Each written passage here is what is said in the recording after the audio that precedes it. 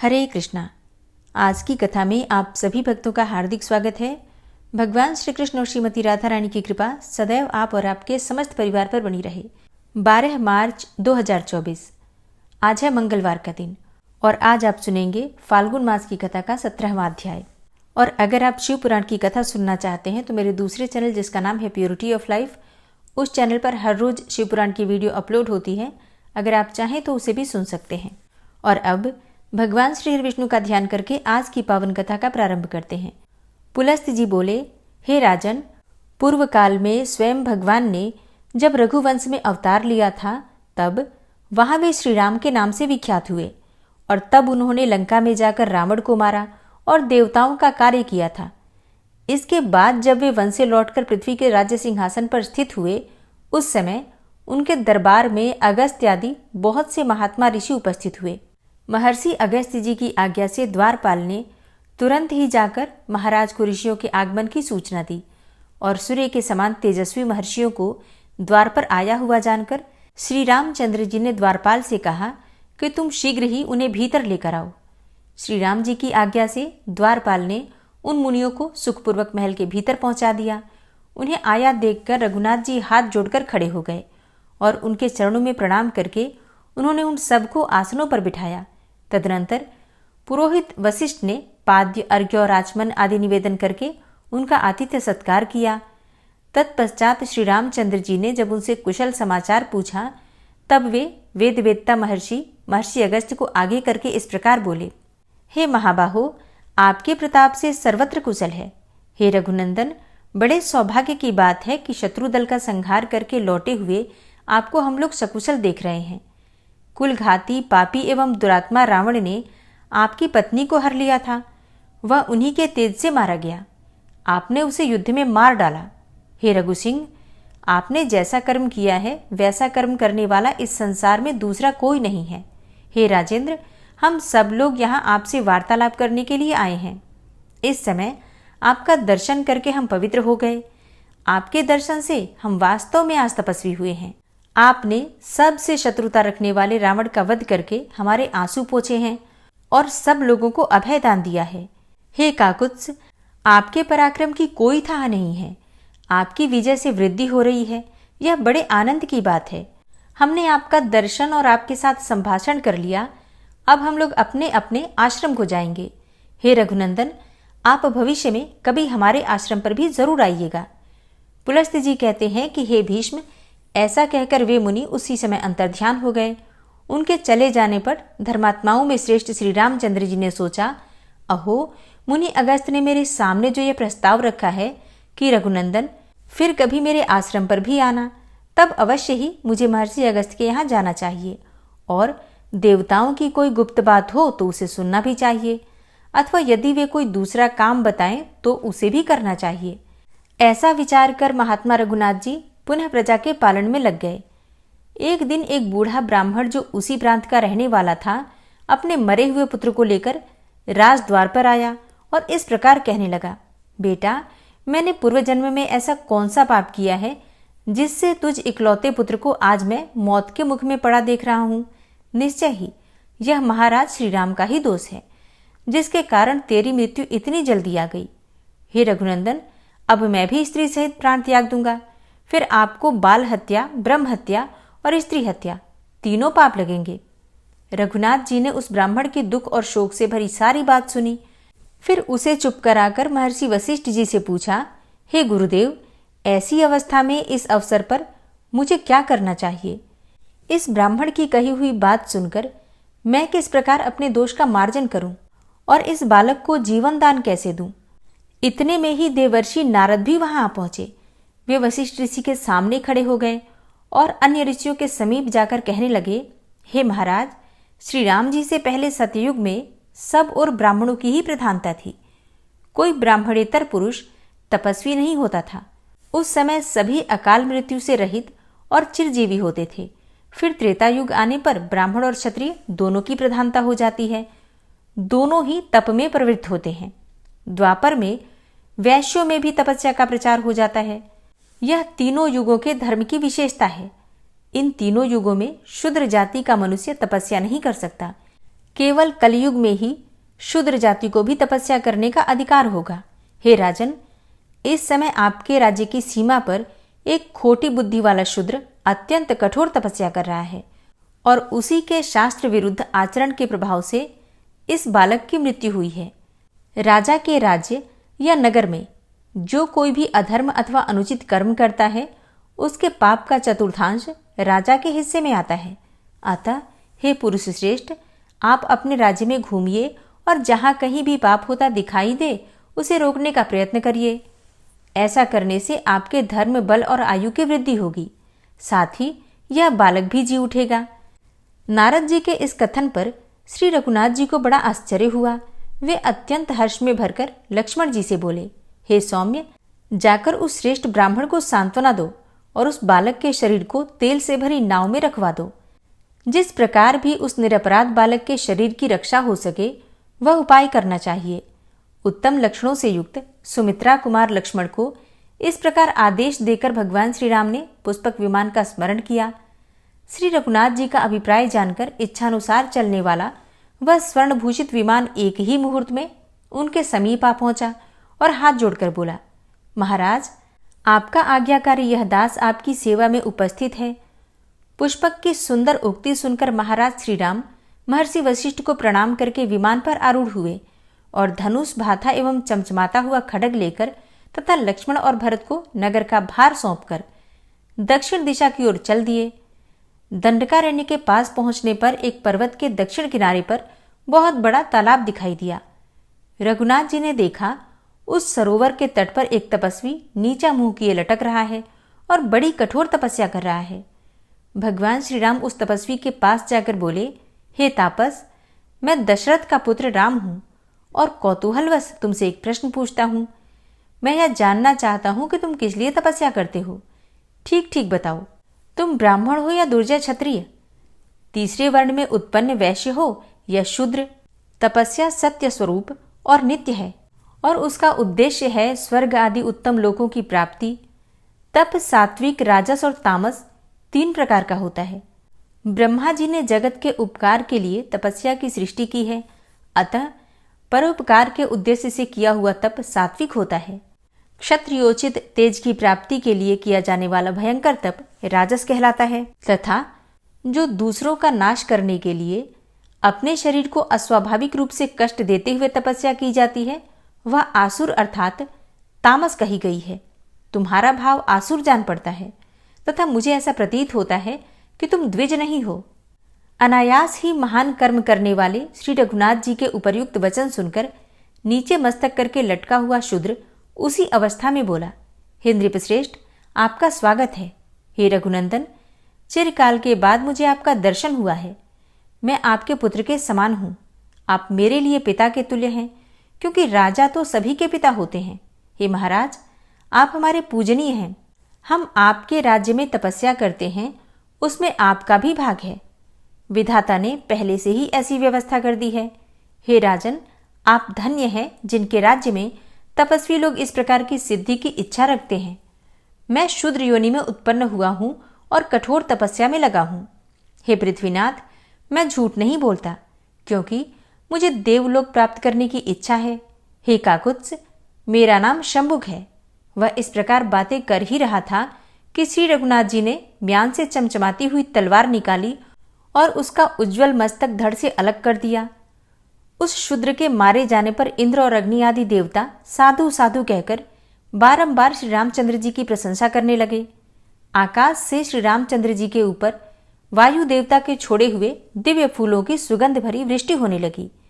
जिस क्षण वह शूद्र मारा गया, ठीक उसी समय वह बालक जी उठा। पुलस्त्य जी कहते हैं कि तदनंतर देवता लोग अपने बहुत से विमानों के साथ वहां से चल दिए। श्री रामचंद्र जी ने भी शीघ्र ही महर्षि अगस्त के तपोवन की ओर प्रस्थान किया। फिर श्री रघुनाथ जी पुष्पक विमान से उतरे और मुनिश्रेष्ठ अगस्त को प्रणाम करने के लिए उनके समीप गए। श्री राम जी बोले, हे मुनिश्रेष्ठ, मैं दशरथ का पुत्र राम आपको प्रणाम करने के लिए सेवा में उपस्थित हुआ हूं।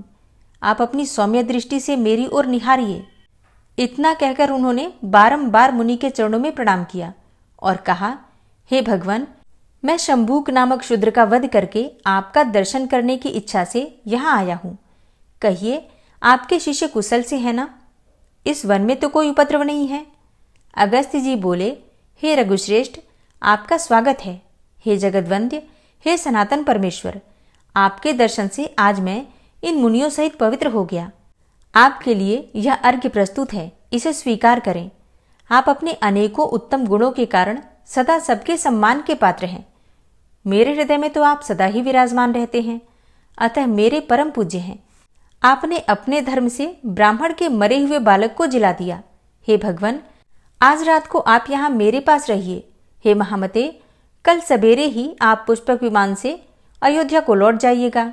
हे सौम्य, यह आभूषण विश्वकर्मा का बनाया हुआ है। यह दिव्य अमरण है और अपने दिव्य रूप एवं तेज से जगमगा रहा है।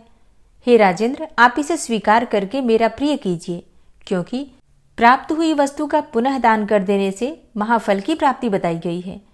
श्री राम जी ने कहा, हे ब्रह्मन, आपका दिया हुआ यह दान लेना मेरे लिए निंदा की बात होगी। क्षत्रिय जानबूझकर ब्राह्मण का दिया हुआ दान कैसे ले सकता है? यह बात आप ही मुझे बताइए।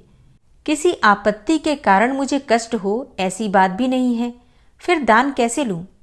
इसे लेकर मुझे केवल दोष का भागी होना पड़ेगा, इसमें तनिक भी संदेह नहीं है।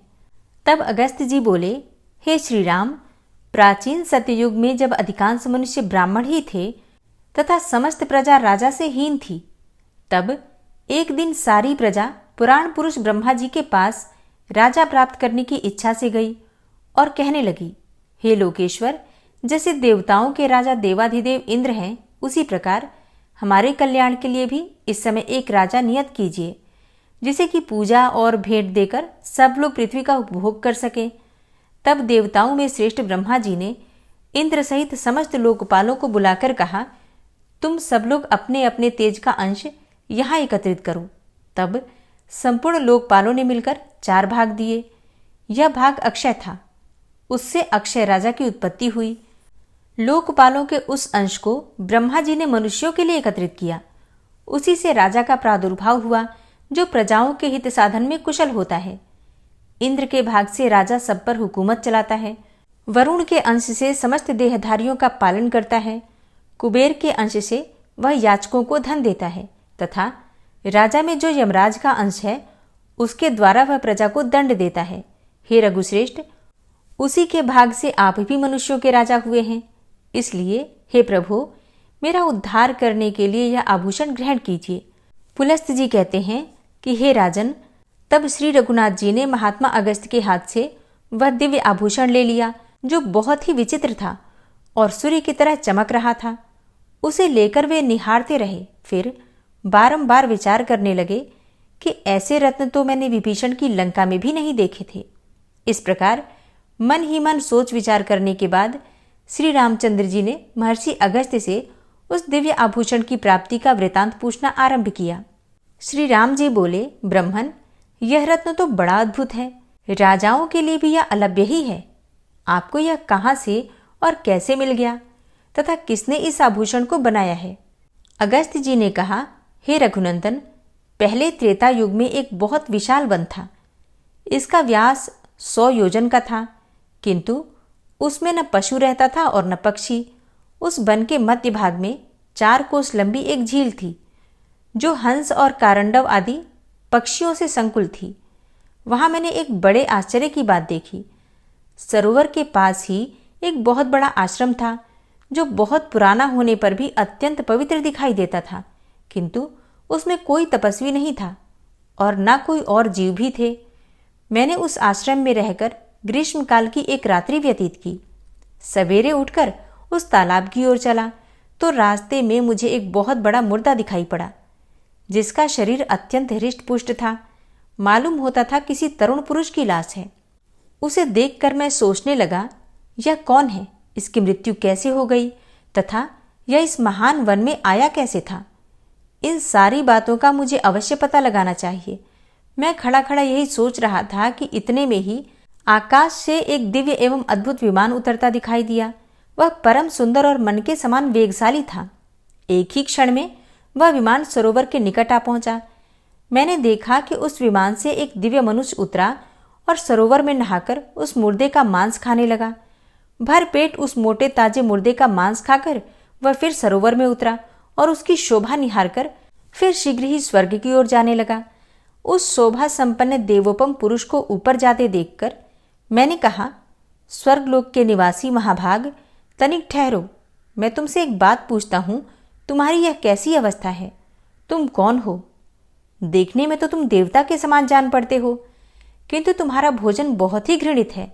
हे सौम्य, ऐसा भोजन क्यों करते हो और कहाँ रहते हो? हे रघुनंदन, मेरी बात सुनकर उस स्वर्गवासी पुरुष ने हाथ जोड़कर कहा, विप्रवर, मेरा जैसा वृतांत है उसे आप सुनिए। पूर्व काल की बात है, विदर्भ देश में मेरे महायशस्वी पिता राज्य करते थे। वे वसुदेव के नाम से त्रिलोकी में विख्यात और परम धार्मिक थे। उनकी 2 स्त्रियां थीं। उन दोनों से एक एक करके 2 पुत्र हुए। मैं उनका ज्येष्ठ पुत्र था। लोग मुझे श्वेत कहते थे। मेरे छोटे भाई का नाम था सुरथ। पिता की मृत्यु के बाद पूर्ववासियों ने विदर्भ देश के राज्य पर मेरा अभिषेक कर दिया। तब मैं वहां पूर्ण सावधानी के साथ राज्य का संचालन करने लगा। इस प्रकार राज्य और प्रजा का पालन करते हुए मुझे कई हजार वर्ष बीत गए। एक दिन किसी निमित्त को लेकर मुझे प्रबल वैराग्य हो गया और मैं मरण पर्यंत तपस्या का निश्चय करके इस तपोवन में चला आया। राज्य पर मैंने अपने भाई महारथी सुरथ का अभिषेक कर दिया था। फिर इस सरोवर पर आकर मैंने अत्यंत कठोर तपस्या आरंभ की। 80,000 वर्षों तक इस वन में मेरी तपस्या चालू रही। उसके प्रभाव से मुझे भुवनों में सर्वश्रेष्ठ कल्याणमय ब्रह्मलोक की प्राप्ति हुई, किंतु वहां पहुंचने पर मुझे भूख और प्यास अधिक सताने लगी। मेरी इंद्रियां तिलमिला उठी। मैंने त्रिलोकी के सर्वश्रेष्ठ देवता ब्रह्मा जी से पूछा, हे भगवान, यह लोक तो भूख और प्यास से रहित सुना गया है। यह मुझे किस कर्म का फल प्राप्त हुआ है कि भूख और प्यास यहां भी मेरा पिंड नहीं छोड़ती? हे देव, शीघ्र बताइए, मेरा आहार क्या है? हे महामुने, इस पर ब्रह्मा जी ने बहुत देर तक सोचने के बाद कहा, हे तात, पृथ्वी पर कुछ दान किए बिना यहां कोई वस्तु खाने को नहीं मिलती। तुमने उस जन्म में भिखमंगे को भी कभी भीख तक नहीं दी है। जब तुम राजभवन में रहकर राज्य करते थे, उस समय भी भूल से या मोहवश तुम्हारे द्वारा किसी अतिथि को भोजन तक नहीं मिला है। इसलिए यहां रहते हुए भी तुम्हें भूख और प्यास का कष्ट भोगना पड़ता है। हे राजेंद्र, भांति भांति के आहारों से जिसको तुमने भली भांति पुष्ट किया है, वह तुम्हारा उत्तम शरीर पड़ा हुआ है। तुम उसी का मांस खाओ, क्योंकि उसी से तुम्हारी तृप्ति होगी। ब्रह्मा जी के ऐसा कहने पर मैंने पुनः उनसे निवेदन किया, हे प्रभु, अपने शरीर का भक्षण कर लेने पर भी फिर मेरे लिए दूसरा कोई आहार तो नहीं रह जाता है जिससे इस शरीर की भूख मिट सके तथा जो कभी चुकने वाला ना हो। ऐसा कोई भोजन मुझे देने की कृपा कीजिए। तब ब्रह्मा जी ने कहा, तुम्हारा शरीर ही अक्षय बना दिया गया है। उसे प्रतिदिन खाकर तुम तृप्ति का अनुभव करते रहोगे। इस प्रकार अपने ही शरीर का मांस खाते जब तुम्हें 100 वर्ष पूरे हो जाएंगे, उस समय तुम्हारे विशाल एवं दुर्गम तपोवन में महर्षि अगस्त्य पधारेंगे और उनके आने पर तुम संकट से छूट जाओगे। हे राजर्षि, वे इंद्र सहित संपूर्ण देवताओं और असुरों का भी उद्धार करने में समर्थ हैं। फिर तुम्हारे इस घृणित आहार को छुड़ाना उनके लिए कोई बड़ी बात नहीं है। भगवान ब्रह्मा जी का यह कथन सुनकर मैं अपने शरीर के मांस का घृणित भोजन करने लगा। हे विप्रवर, यह कभी नष्ट नहीं होता तथा इससे मेरी पूर्ण तृप्ति भी हो जाती है। न जाने कब वे मुनि इस वन में आकर मुझे दर्शन देंगे। यही सोचते हुए मुझे 100 वर्ष पूरे हो गए हैं। हे ब्रह्मन, अब अगस्त्य मुनि ही मेरे सहायक होंगे, यह बिल्कुल निश्चित बात है। राजा श्वेत का यह कथन सुनकर तथा उनके उस घृणित आहार पर दृष्टि डालकर मैंने कहा, अच्छा, तो तुम्हारे सौभाग्य से मैं आ गया। अब निस्संदेह तुम्हारा उद्धार करूंगा। तब वे मुझे पहचान कर दंड की भांति मेरे सामने पृथ्वी पर पड़ गए। यह देखकर मैंने उन्हें उठा लिया और कहा, बताओ, मैं तुम्हारा कौन सा उपकार करूं? राजा बोले, हे ब्रह्मन, इस घृणित आहार से तथा जिस पाप के कारण यह मुझे प्राप्त हुआ है, उससे मेरा आज उद्धार कीजिए, जिससे मुझे अक्षय लोक की प्राप्ति हो सके। हे ब्रह्मर्षि, अपने उद्धार के लिए मैं यह दिव्य आभूषण आपको भेंट करता हूं। इसे लेकर मुझ पर कृपा कीजिए। हे रघुनंदन, उस स्वर्गवासी राजा की ये दुख भरी बातें सुनकर उसके उद्धार की दृष्टि से ही इस दान को मैंने स्वीकार किया, लोभवश नहीं। इस आभूषण को लेकर जो ही मैंने अपने हाथ पर रखा, उसी समय उनका वह मुर्दा शरीर अदृश्य हो गया। फिर मेरी आज्ञा लेकर वे राजर्षि बड़ी प्रसन्नता के साथ विमान द्वारा ब्रह्मलोक को चले गए। इंद्र के समान तेजस्वी राजर्षि श्वेत ने ही मुझे यह सुंदर आभूषण दिया था और इसे देकर वे अपने पाप से मुक्त हो गए। हरे कृष्णा। आज की कथा का यहीं पर समापन करती हूँ। इसके आगे का वृतांत आप कल की कथा में सुनेंगे। उम्मीद करती हूँ कल भी आप कथा जरूर सुनेंगे। और हाँ, आज की कथा आपको कैसी लगी कमेंट बॉक्स में जरूर बताइए। और अब आप सुनिए श्री नारायण कवच। श्री नारायण कवच। भगवान श्री हरि गरुड़ जी की पीठ पर अपने चरण कमल रखे हुए हैं।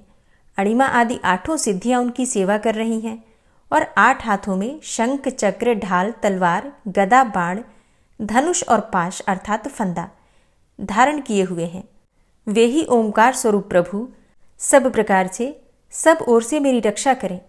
मत्स्य मूर्ति भगवान जल के भीतर जल तंतुओं से और वरुण के पास से मेरी रक्षा करें। माया से ब्रह्मचारी रूप धारण करने वाले वामन भगवान स्थल पर और विश्वरूप श्री त्रिविक्रम भगवान आकाश में मेरी रक्षा करें। जिनके घोर अट्टहास करने पर सब दिशाएं गूंज उठी थी और दैत्य पत्नियों के गर्भ गिर गए थे, वे दैत्ययुथपतियों के शत्रु भगवान नृसिंह किले, जंगल, रणभूमि आदि विकट स्थानों में मेरी रक्षा करें। अपनी दाढ़ों पर पृथ्वी को उठा लेने वाले यज्ञ मूर्ति वाराह भगवान मार्ग में, परशुराम जी पर्वतों के शिखरों पर और लक्ष्मण जी के सहित भरत के बड़े भाई भगवान रामचंद्र प्रवास के समय मेरी रक्षा करें। भगवान नारायण मारण, मोहन आदि भयंकर अभिचारों और सब प्रकार के प्रमादों से मेरी रक्षा करें। ऋषि श्रेष्ठ नर गर्व से, योगेश्वर भगवान दत्तात्रेय योग के विघ्नों से और त्रिगुणाधिपति भगवान कपिल कर्म बंधन से मेरी रक्षा करें। परम ऋषि सनत कुमार कामदेव से, हयग्रीव भगवान मार्ग में चलते समय देव मूर्तियों को नमस्कार आदि न करने के अपराध से और देवर्षि नारद सेवा अपराधों से और भगवान कच्छप सब प्रकार के नरकों से मेरी रक्षा करें। भगवान धन्वंतरी कुपथ्य से, जितेंद्र भगवान ऋषभदेव सुख दुख आदि भयदायक द्वंद्वों से, यज्ञ भगवान लोकापवाद से और बलराम जी मनुष्यकृत कष्टों से और श्री शेष जी क्रोधवश नामक सर्पों के गणों से मेरी रक्षा करें। भगवान श्री कृष्ण द्वैपायन व्यास जी अज्ञान से तथा बुद्धदेव पाखंडियों से और प्रमाद से मेरी रक्षा करें। धर्म रक्षा करने वाले महान अवतार धारण करने वाले भगवान कल्कि पाप बहुल कलिकाल के दोषों से मेरी रक्षा करें। प्रातःकाल भगवान केशव अपनी गदा लेकर, कुछ दिन चढ़ जाने पर भगवान गोविंद अपनी बांसुरी लेकर और दोपहर के पहले भगवान नारायण अपनी तीक्ष्ण शक्ति लेकर और दोपहर को भगवान विष्णु चक्रराज सुदर्शन लेकर मेरी रक्षा करें। तीसरे पहर में भगवान मधुसूदन अपना प्रचंड धनुष लेकर मेरी रक्षा करें और सायंकाल में ब्रह्मा आदि त्रिमूर्तिधारी माधव, सूर्यास्त के बाद ऋषिकेश, अर्धरात्रि के पूर्व तथा अर्धरात्रि के समय अकेले भगवान पद्मनाभ मेरी रक्षा करें। रात्रि के पिछले प्रहर में श्रीवत्स लांछन श्रीहरि, उषा काल में खड्गधारी भगवान जनार्दन और सूर्योदय से पूर्व श्री दामोदर और संपूर्ण संध्याओं में काल मूर्ति भगवान विश्वेश्वर मेरी रक्षा करें। हे सुदर्शन, आपका आकार चक्र रथ के पहिए की तरह है। आपके किनारे का भाग प्रलयकालीन अग्नि के समान अत्यंत तीव्र है। आप भगवान की प्रेरणा से सबोर घूमते रहते हैं। जैसे आग वायु की सहायता से सूखे घास फूस जला डालती है, वैसे ही आप हमारी शत्रु सेना को शीघ्र से जला दीजिए। हे कौमुद की गदा, आपसे छूटने वाली चिंगारियों का स्पर्श वज्र के समान असह्य है। आप भगवान अजित की प्रिया हैं और मैं उनका सेवक हूँ।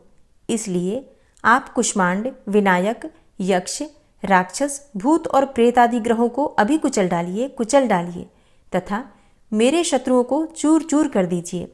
हे शंखश्रेष्ठ, आप भगवान श्री कृष्ण के फूंकने से भयंकर शब्द करके मेरे शत्रुओं का दिल दहला दीजिए एवं यातुधान, प्रमथ, प्रेत, मातृका, पिशाच तथा ब्रह्म राक्षस आदि भयावने प्राणियों को यहाँ से तुरंत भगा दीजिए। भगवान की श्रेष्ठ तलवार, आपकी धार बहुत तीक्ष्ण है। आप भगवान की प्रेरणा से मेरे शत्रुओं को छिन्न भिन्न कर दीजिए। भगवान की प्यारी ढाल, आप में सैकड़ों चंद्राकार मंडल है। आप पाप दृष्टि पापात्मा शत्रुओं की आंखें बंद कर दीजिए और उन्हें सदा के लिए अंधा बना दीजिए। सूर्य आदि ग्रह, धूमकेतु, पुच्छल तारे आदि केतु, दुष्ट मनुष्य, सर्प आदि रेंगने वाले जंतु, दाढ़ों वाले हिंसक पशु, भूत प्रेत आदि तथा पापी प्राणियों से हमें जो भय हो और जो हमारे मंगल के विरोधी हो, वे सभी भगवान के नाम, रूप तथा आयुधों का कीर्तन करने से तत्काल नष्ट हो जाएं। बृहद, रथंतर आदि सामवेदीय स्तोत्रों से जिनकी स्तुति की जाती है, वे वेद मूर्ति भगवान गरुड़ और विश्वक्सेन जी अपने नामोच्चारण के प्रभाव से हमें सब प्रकार की विपत्तियों से बचाएं। श्रीहरि के नाम, रूप, वाहन, आयुध तथा श्रेष्ठ पार्षद हमारी बुद्धि, इंद्रिय, मन और प्राणों को सब प्रकार की आपत्तियों से बचाएं। जितना भी कार्य अथवा कारण रूप जगत है वह वास्तव में भगवान ही है। इस सत्य के प्रभाव से हमारे सारे उपद्रव नष्ट हो जाएं। जो लोग ब्रह्म और आत्मा की एकता का अनुभव कर चुके हैं, उनकी दृष्टि में भगवान का स्वरूप समस्त विकल्पों से रहित है, भेदों से रहित है। फिर भी वे अपनी माया शक्ति के द्वारा भूषण, आयुध और रूप नामक शक्तियों को धारण करते हैं। यह बात निश्चित रूप से सत्य है। इस कारण सर्वज्ञ, सर्वव्यापक भगवान श्रीहरि सदा सर्वत्र सब स्वरूपों से हमारी रक्षा करें।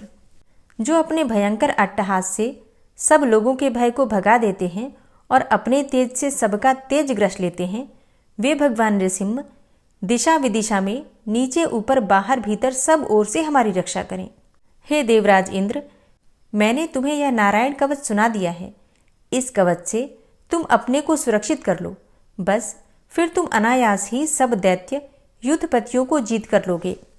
इस नारायण कवच को धारण करने वाला पुरुष जिसको भी अपने नेत्रों से देख लेता है अथवा पैर से छू देता है, तत्काल समस्त भयों से वो मुक्त हो जाता है। जो इस वैष्णवी विद्या को धारण कर लेता है, उसे राजा, डाकू, प्रेत, पिशाच आदि और बाघ आदि हिंसक जीवों से कभी किसी प्रकार का भय नहीं होता। हे देवराज, प्राचीन काल की बात है, एक कौशिक गोत्री ब्राह्मण ने इस विद्या को धारण करके योग धारणा से अपना शरीर मरुभूमि में त्याग दिया। अब जहां उस ब्राह्मण का शरीर पड़ा था, उसके ऊपर से एक दिन गंधर्वराज चित्ररथ अपनी स्त्रियों के साथ विमान पर बैठकर निकले। वहां आते ही वे नीचे की ओर सिर किए विमान सहित आकाश से पृथ्वी पर गिर पड़े। इस घटना से उनके आश्चर्य की सीमा न रही जब उन्हें बालखिल्य मुनियों ने बतलाया कि यह नारायण कवच धारण करने का प्रभाव है। तब उन्होंने उस ब्राह्मण देव की हड्डियों को ले जाकर पूर्ववाहिनी सरस्वती नदी में प्रवाहित कर दिया और फिर स्नान करके वे अपने लोक को चले गए। श्री सुखदेव जी कहते हैं, हे परीक्षित, जो पुरुष इस नारायण कवच को समय पर सुनता है और जो आदरपूर्वक इसे धारण करता है, उसके सामने सभी प्राणी आदर से झुक जाते हैं और वह सब प्रकार के भयों से मुक्त हो जाता है। हे परीक्षित, शतक्रतु इंद्र ने आचार्य विश्वरूप जी से यह वैष्णवी विद्या प्राप्त करके रणभूमि में असुरों को जीत लिया और वे त्रैलोक्य लक्ष्मी का उपभोग करने लगे। श्री नारायण कवच संपूर्ण हुआ। श्री राधा कृपा कटाक्ष स्तोत्र। मुनीन्द्र वृंद वंदिते त्रिलोक शोक हारिणी प्रसन्न वक्त्र पंकजे निकुंज भूविलासिनी व्रजेन्द्र भानुनंदिनी व्रजेन्द्र सूनु संगते कदा करिष्यसि हमां कृपा कटाक्ष भाजनम्। अशोक वृक्ष वल्लरी वितान मंडपस्थिते प्रवाल बाल पल्लव प्रभारुणांध्रि कोमले वराभय स्फुरत्करे प्रभूत संपदालये कदा करिष्यसि हमां कृपा कटाक्ष भाजनम्। अनंगरंग मंगलम प्रसंग भंगुरं भ्रुवां सविभ्रमं ससंभ्रमं दृगंत बाणपातने निरन्तरं वशीकृत प्रतीत नन्दनन्दने कदा करिष्यसि हमां कृपा कटाक्ष भाजनम्। तडित्सुवर्ण चंपक प्रदीप्त गौर विग्रहे मुख प्रभा परास्त कोटि सारदेन्दु मंडले विचित्र चित्र संचर चकोर शावलोचने कदा करिष्यसि हमां कृपा कटाक्ष भाजनम्।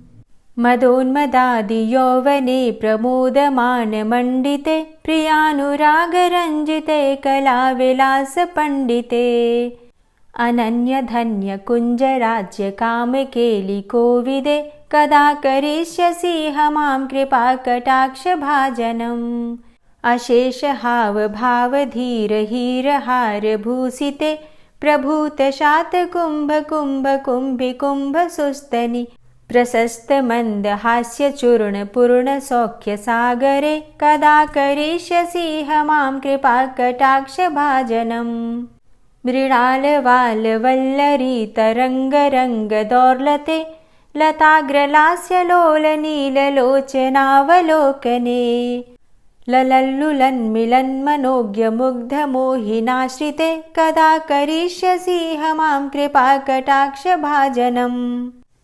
सुवर्णमल्लिकाञ्चितत्रिरेखकम्बुकण्ठगे त्रिसूत्रमङ्गलीगुणत्रिरत्नदीप्तिदीधिते सलोलनीलकुन्तलप्रसूनगुच्छगुम्फिते कदा करिष्यसि मां कृपाकटाक्षभाजनम् नितम्बबिम्बलम्बमानपुष्पमेखलागुणे प्रशस्तरत्नकिङ्किणीकलापमध्यमञ्जुले करीन्द्रशुण्डदण्डिकावरोहशोभगोरुके कदा करिष्यसि मां कृपाकटाक्षभाजनम् अनेकमन्त्रनादमञ्जुनूपुरारवस्खलत् समाजराजहंसवंश निक्वडातिगौरवे विलोलहेमवल्लरी विडम्बिचारुचङ्क्रमे कदा करिष्यसि मां कृपाकटाक्षभाजनम्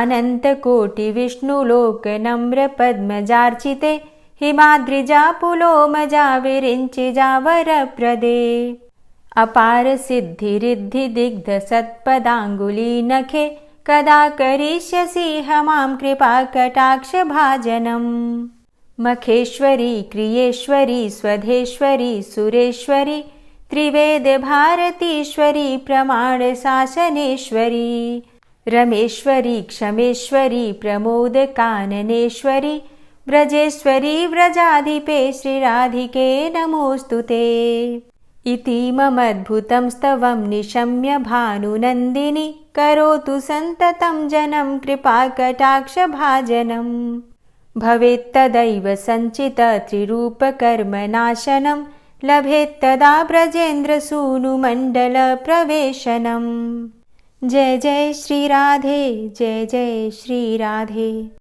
ॐ विश्वं विष्णुर्वषट्कारो भूतभव्य भवत्प्रभु भूतकृत भूतभृद्भावो भूतात्मा भूतवाहन भूतात्मा परमात्मा च मुक्तानां परमागति अव्ययः पुरुषः साक्षी क्षेत्रज्ञो अक्षर एव च योगो योगविदां नेता प्रधानपुरुषेश्वरः नारसिंहवपुः श्रीमान् केशवः पुरुषोत्तमः सर्वः शर्वः शिवस्थाणुर्भूतादिर्निधिर्व्ययः सम्भवो भावनो भर्ता प्रभवः प्रभुरीश्वरः स्वयंभू शम्भुरादित्यः पुष्कराक्षो महास्वनः अनादिनिधनो धाता विधाता धातुरुत्तमः अप्रमेयो ऋषिकेश पद्मनाभो अमरप्रभु विश्वकर्मा मनुस्त्वष्टा स्थविष्ठः स्थविरो ध्रुवः अग्राह्यः शाश्वतः कृष्णो लोहिताक्षः प्रतर्दनः प्रभूतस्त्रिककुब्धाम पवित्रं मङ्गलं परम् ईशानः प्राणदः प्राणो ज्येष्ठः श्रेष्ठः प्रजापति हिरण्यगर्भो भूगर्भो माधवो मधुसूदनः ईश्वरो विक्रमी धन्वी मेधावी विक्रमः क्रमः अनुत्तमो दुराधर्षः कृतज्ञः कृतिरात्मवान् सुरेशः शरणं शर्म विश्वरेताः प्रजाभवः अह संवत्सरो व्याल प्रत्ययः सर्वदर्शनः अज सर्वेश्वर सिद्ध सिद्धे सर्वादिर्च्युतः वृषाकपिर्मेयात्मा सर्वयोगविनिश्रितः वसुर्वसुमना सत्य समात्मा संमितः समः अमोघ पुण्डरीकाक्षो वृषकर्मा वृषाकृतिः रुद्रो बहुशिरा बभ्रुर्विश्वयोनिः शुचिश्रवः अमृतः शाश्वतस्थाणुर्वरारोहो महातपः सर्वगः सर्वविद्भानुर्विश्वक्सेनो जनार्दनः वेदो वेदविद्व्यङ्गो वेदाङ्गो वेदवित्कविः लोकाध्यक्षः सुराध्यक्षो धर्माध्यक्षः कृताकृतः चतुरात्मा चतुर्व्यूहश्चतुर्द्रष्टश्चतुर्भुजः भ्राजेष्णुर्भोजनं भोक्ता सहिष्णुर्जगदाति च अनघो विजयोजेता विश्वयोनिः पुनर्वसु उपेन्द्रो वामनः प्रांशुर्मोघः शुचिरुर्जितः अतीन्द्रः सङ्ग्रहः सर्गो धृतात्मा नियमो यमः वेद्यो वैद्यः सदा योगी वीरः माधवो मधु अतीन्द्रियो महामायो महोत्साहो महाबलः महाबुद्धिर्महावीर्यो महाशक्तिर्महाद्युतिः अनिर्देश्यवपुः श्रीमान् मेयात्मा महाधृतिर् महिश्वासो महीभर्ता श्रीनिवासः सतां गति अनिरुद्धः सुरानन्दो गोविन्दो गोविन्दाम्पति मरीचिर्दमनो हंस सुपर्णो भुजगोत्तम हिरण्यनाभः सुतपा पद्मनाभः प्रजापति अमृत्यु सर्वदिक्सिंह संधाता संधिमान स्थिर अजो दूर्मर्षण शास्ता विश्रुतात्मा सुरारिहा गुरुर्गुर्तमो धाम सत्य सत्य पराक्रम निमिषो अनिमिषो श्रग्वी वाचस्पतिरुदारधि अग्रणिर्ग्रामणी श्रीमान न्यायो नेता समीरण सहस्रमूर्धा विश्वात्मा सहस्राक्ष सहस्रपात आवर्तनो निवृत्तात्मा संवृता संप्रमर्दन अहसंवर्तको वह निर्निलोधरणीधर सुप्रसादः प्रसन्नात्मा विश्वदृग् विशुभुग् विभु सत्कर्ता सत्कृतः साधु जहर्नुर्नारायणो नरः असंख्येयो अप्रमेयात्मा विशिष्ट शिष्टकृच्छुवि सिद्धार्थ सिद्धसंकल्प सिद्धिदः सिद्धिसाधनः वृषाहि वृषभो विष्णुर्विष्पर्वा वृषोदरः वर्धनो वर्धमानश्च विविक्तः श्रुतिसागरः सुभुजो दूर्धरो वाग्मी महेन्द्रो वसुदो वसु नैकरूपो बृहद्रूप शिपिविष्टः प्रकाशनः ओजस्तेजो द्युतिधर प्रकाशात्मा प्रतापनः रिद्धस्पष्टाक्षरो मन्त्रश्चन्द्रांशुर्भास्करद्युतिः अमृतांशुद्भवो भानु शशबिन्दुः सुरेश्वरः औषधं जगतः सेतु सत्यधर्मपराक्रमः भूतभव्य भवन्नाथ पवनः पावनो नलः कामः कामकृत्कान्तः कामः कामप्रदः प्रभु युगादिकृद्युगावर्तो नैकमायो महाशनः अदृश्यो व्यक्तरूपश्च सहस्रजित् अनन्तजित् इष्टो अविशिष्ट शिष्टेष्ट शिखण्डी नहुसो वृष क्रोधः क्रोधकृत्कर्ता विश्वबाहुर्महीधरः अच्युतः प्रतितः प्राणदो वासवानुजः अपां निधिर्धिष्ठानं प्रमत्तः प्रतिष्ठितः स्कन्दः स्कन्दधरो धूर्यो वरदो वायुवाहनः वासुदेवो बृहद्भानुरादिदेवः पुरन्दरः अशोकस्तारणस्तारः शूरः सौरिर्जनेश्वरः अनुकूलः शतावर्त पद्मी पद्मनिभेक्षणः पद्मनाभो अरविन्दाक्ष पद्मगर्भ शरीरभृत् महर्धिरिद्धो वृद्धात्मा महाक्षो गरुडाध्वजः अतुलः शरभो भीमो समयज्ञो हविर्हरि सर्वलक्षणलक्षण्यो लक्ष्मीवान् समितिञ्जयः वीक्षरो रोहितो मार्गो हेतुर्दामोदरः सह महीधरो महाभागो वेगवान् मिताशनः उद्भवः क्षोभणो देवः श्रीगर्भ परमेश्वरः करणं कारणं कर्ता विकर्ता गहनो गुहः व्यवसायो व्यवस्थान संस्थान स्थानदो ध्रुवः परर्थी परमस्पस्तुष्ट पुष्ट शुभेक्षणः रामो विरामो विरजो मार्गो नेयो नयोनयः वीरः शक्तिमतां श्रेष्ठो धर्मो धर्मविदुत्तमः वैकुण्ठः पुरुषः प्राणः प्राणदः प्रणवः पृथुः हिरण्यगर्भः शत्रुघ्नो व्याप्तो वायुरुधोक्षजः ऋतुः सुदर्शनः कालः परमेष्ठी परिग्रहः उग्रः संवत्सरो दक्षो विश्रामो विश्वदक्षिणः विस्तारः स्थावरस्थाणु प्रमाणं बीजमव्ययम् अर्थो अनर्थो महाकोशो महाभोगो महाधनः अनिर्विण्णः स्थविष्टोभू धर्मयुपो महामखः नक्षत्रनेमिर्नक्षत्री क्षमा क्षामः समीहनः यज्ञ इज्यो महेज्यश्च क्रतुसत्रं सतां गतिः सर्वदर्शी विमुक्तात्मा सर्वज्ञो ज्ञानमुत्तमं सुव्रतः सुमुखः सुष्मा सुघोषः सुखदः सुहृतः मनोहरो जित्क्रोधो वीरबाहुर्विदारणः स्वापनः स्ववसो व्यापी नैकात्मा नैककर्मकृत् वत्सरो वत्सलो वत्सी रत्नगर्भो धनेश्वरः धर्मगुप्त धर्मकृद्धर्मी सदसक्षरमक्षरम् अविज्ञाता सहस्रांशुर्विधाता कृतलक्षणः गभस्तिनेमिः सत्त्वस्थः सिंहो भूतमहेश्वरः आदिदेवो महादेवो देवेशो देवभृद्गुरुः उत्तरो गोपतिर्गोप्ता ज्ञानगम्यः पुरातनः शरीरभूतभृद्भोक्ता कपीन्द्रो भूरि दक्षिणः सोमभो अमृतपः सोमः पुरुजित् पुरुषोत्तमः विनयोजयः सत्यसन्धो दाशाः सात्वतां पतिः जीवो विनयिता साक्षी मुकुन्दो अमितविक्रमः अम्भो निद्रणन्तात्मा महोदधीशयोऽन्तकः अजोमहारः स्वाभाव्यो जितामित्रः प्रमोदनः आनन्दो नन्दनो नन्दः सत्यधर्मा त्रिविक्रमः महर्षि कपिलाचार्यः कृतज्ञो मेदिनीपतिः त्रिपदस्त्रिदशाध्यक्षो महाशृङ्गः कृतान्तकृत् महावराहो गोविन्दः सुखेणः कनकाङ्गदी गुह्यो गभीरो गहनो गुप्तश्चक्रगदाधरः वेधा स्वाङ्गो अजितः कृष्णो दृढः सङ्कर्षणोच्युतः वरुणो वारुणो वृक्षः पुष्कराक्षो महामनाः भगवान् भगानन्दी वनमाली हलायुधः आदित्यो ज्योतिरादित्यः सहिष्णुर्गतिसत्तमः सुधन्वा खण्डपरशुर्दारुणो द्रविडप्रदः दिविस्त्रिक्सरदृग्व्यासो वाचस्पतिर्योनिजः त्रिसामासामगः साम निर्वाणं भेषजम्भिषक्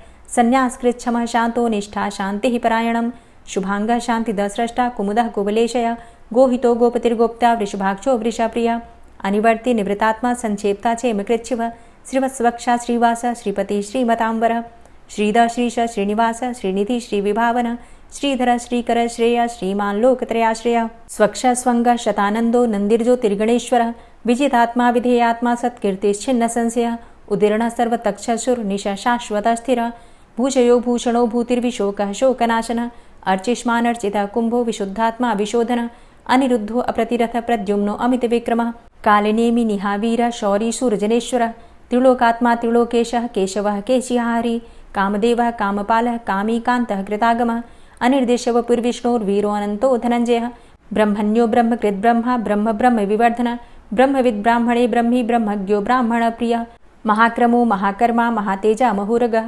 महाक्रतुर्महायज्वा महायज्ञो महाहवि स्तव्यस्तव प्रियस्तोत्रं स्तुतिस्तोतारणप्रिय पूर्णः पुरैता पुण्य पुण्यकीर्तिर्नामयः मनोजवस्तीर्थकरो वसुरेता वसुप्रद वसुप्रदो वासुदेव वसुर्वसुमनाहवि सद्गतिः सत्कीर्तिः सत्ता सद्भूतिः सत्परायणः शूरसेनो यदुश्रेष्ठः सन्निवासः सुयामुनः भूतावासो वासुदेवः सर्वासु निलयोऽनलः दर्पः दर्पदो दृप्तो दूढरोथा पराजितः विश्वमूर्तिर्महामूर्तिर्दीप्तमूर्तिर्मूर्तिमान् अनेकमूर्तिरव्यक्तः शतमूर्तिः शताननः एको नैकः सवकः किं यत्तत्पदमनुत्तमं लोकबन्धुर्लोकनाथो माधवो भक्तवत्सलः सुवर्णवर्णो हेमाङ्गो वराङ्गश्चन्दनाङ्गदी वीरः विषमः शून्यो घृताशीरचलश्चलः अमानीमानदोमान्यो लोकस्वामी त्रिलोकदृक् सुमेधा मेधजो धन्यः सत्यमेधाधराधरः तेजोवृषः द्वितिधरः सर्वशस्त्रभृताम्बरः प्रग्रहो निग्रहो व्यग्रो नैकशृङ्गो गदाग्रजः चतुर्मूर्तिश्चतुर्बाहुश्चतुर्व्यूहश्चतुर्गति चतुरात्मा चतुर्भावश्चतुर्वेदविदेकपात् समावर्तो अनुवृतात्मा दुर्जयो दुरतिक्रम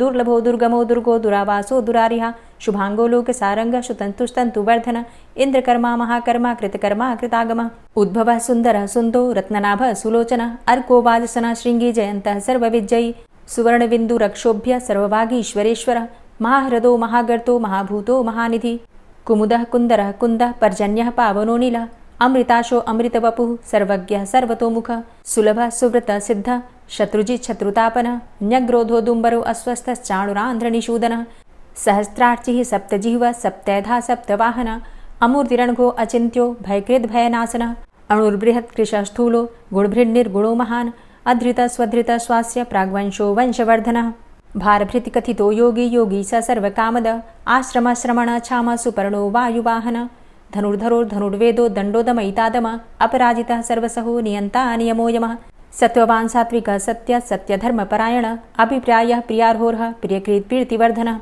विहाय सगतिर्ज्योति सुरुचिर्हुद्भुग्विभु रविर्विलोचनः सूर्य सविता रविलोचनः अनन्तो हुद्भुग्भोक्ता सुखदो नैकजोग्रज अनिर्विण्ण सदामर्षि लोकाधिष्ठानमद्भुतः सनात सनातन्तमः कपिलः कपिरप्यय स्वस्तिदा स्वस्तिकृत् स्वस्ति स्वस्तिभुक् स्वस्ति दक्षिणः रौद्रः कुण्डली चक्रे विक्रमयुर्जितशासनः शब्दातिगः शब्दशः शिशिरः शर्वरीकरः अक्रूरः पेशलो दक्षो दक्षिणः क्षमिणाम्बर विद्वतमो वितभय पुण्यश्रवणकीर्तन उत्तारणो दुष्कृतिः पुण्यो दुःस्वप्ननाशन वीरः रक्षणः सन्तो जीवनः पर्यवस्थितः अनन्तरूपो अनन्तसृर्जितमन्युर्भयापः चतुरश्रो गभीरात्मा विदिशो व्यादिशो दिश अनादिर्भूर्भुवो लक्ष्मीः सुवीरो रुचिराङ्गद जननो जन्मादिर्भीमो भीमपराक्रम आधारनीलयोधाता पुष्पहासः प्रजागर ऊर्ध्वगः सत्पथाचारः प्राणदः प्रणमापण प्रमाणं प्राणनीलयः प्राणभृत् प्राणजीवनः तत्त्वं तत्त्वविदेकात्मा जन्म मृत्यु जरातिगः पूर्वस्वस्तरुस्तारः सविता प्रपितामह यज्ञो यज्ञपतिर्यज्वा यज्ञाङ्गो यज्ञवाहन यज्ञभृद्यज्ञकृद्यज्ञ यज्ञभुग्यज्ञसाधन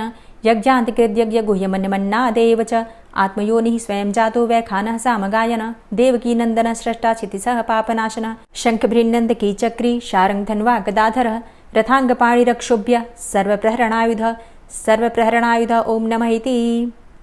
और अब आप सुनेंगे श्री तुलसी चालीसा। श्री तुलसी महारानी करु विनय सिरनाय जो मम हो संकट विकट दीजे मात नशाय।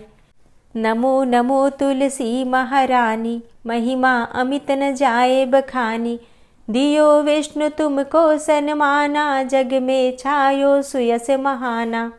विष्णु प्रिया जय जयति भवानी तिहु लोक की हो सुख खानी। भगवत पूजा करे जो कोई बिना तुम्हारे सफल न होई।